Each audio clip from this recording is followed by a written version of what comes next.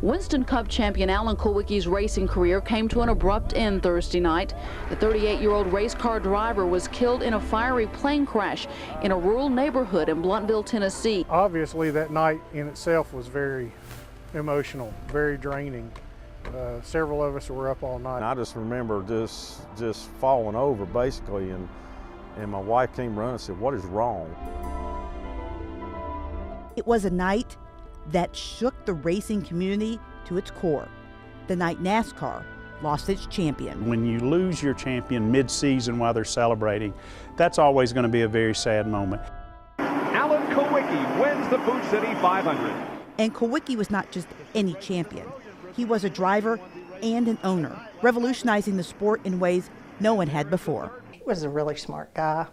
And what I did see in his interviews, I always thought real high of him, and his relationship with his team and the media. I thought he did a great job. Alan's theme song, if you would, at the championship banquet that year was Frank Sinatra's "I Did It My Way."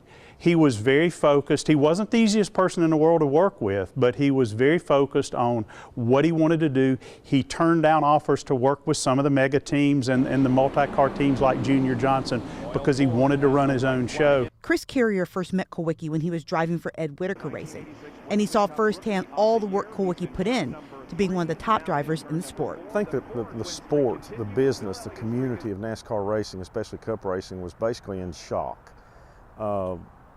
Nobody ever did this before. There was a lot of guys who tried driver-owner situations, and some of them failed miserably. So his sudden loss left an impact few in the sport had experienced before. I remember being there. I was doing the PA at Bristol, and I remember that hauler going around the track and leaving. I mean, I think we were all walking around in shock, and it was just hard for the team. They had lost their driver, their team owner, and so here, I think they didn't know which direction to go other, than just to come to the track.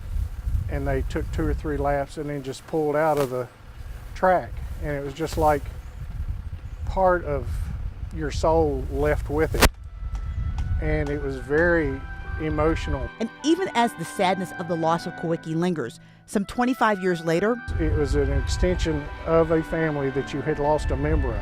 His legacy as a champion and a game changer in the sport continues to live on. I'm just glad for the memories of being able, the privilege of working with him, being close to him, calling him my friend.